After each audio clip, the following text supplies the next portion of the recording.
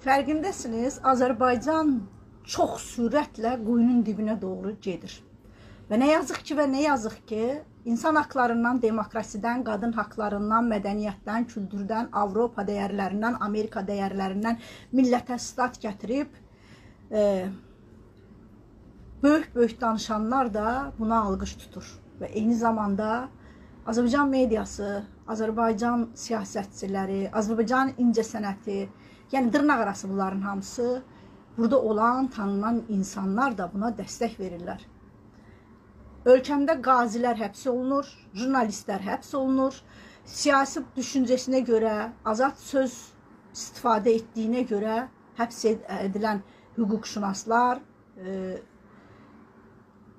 insan haqlarını müdafiə edən sivil toplum örgütləri üyələri, qazilər, inancına görə, geyiminə görə xanımlar həbs edilir.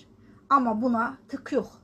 Amma xalqı hər fırsatda aşağılayan, yerdən yerə vuran, erməni adıyla, ailəsi ilə birlikdə xaricdə oturmalan biri Azərbaycan qanunları ilə ki, ömründə bircə dəfə Azərbaycan qanunu görünür işlədi.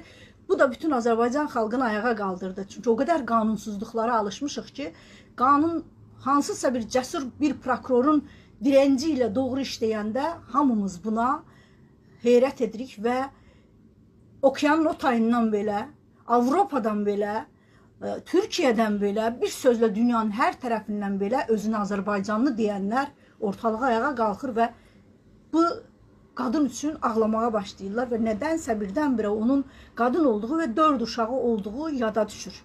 İstəyirəm öncə bura bir dənə video qoyum. Bəlkə bu videoya baxaq, ondan sonra danışaq. Mama yazır ki, sakit danış, millət dincəlir. Cəhənnəmə dincəlir, qara görə dincəlir. Tamın ayağının altında dincəlir.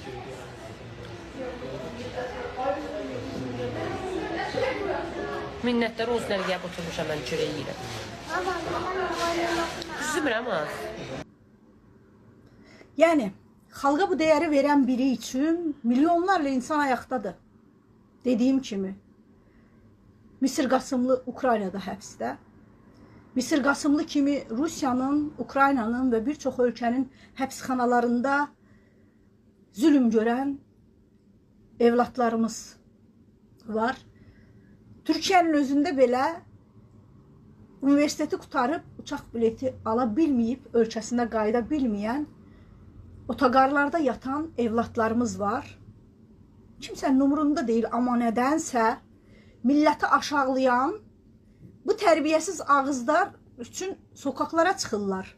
İnanın, bu qadının tərəfdarları azadlıq meydanına gələk desə, milyonlarla insan o meydana töküləcək və ən ağırlısı dırnaq arası aydın dediyimiz kəsim bunları müdafiə edir.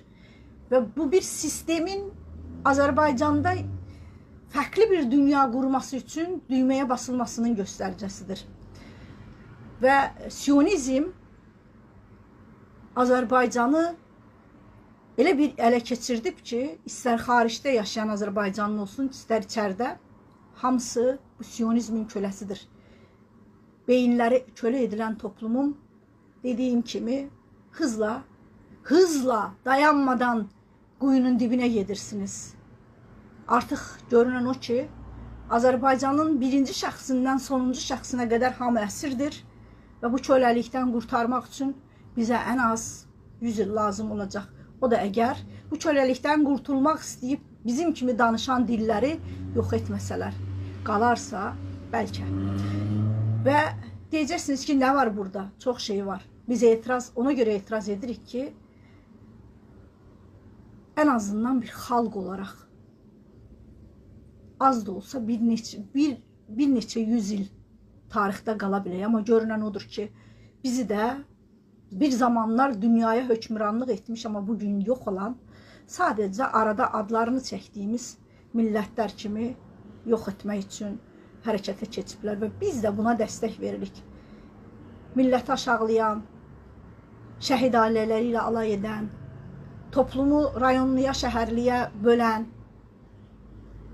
bir sözlə hər fırsatda Azərbaycan xalqını aşağı çəkənlərin köləsi olub toplumun.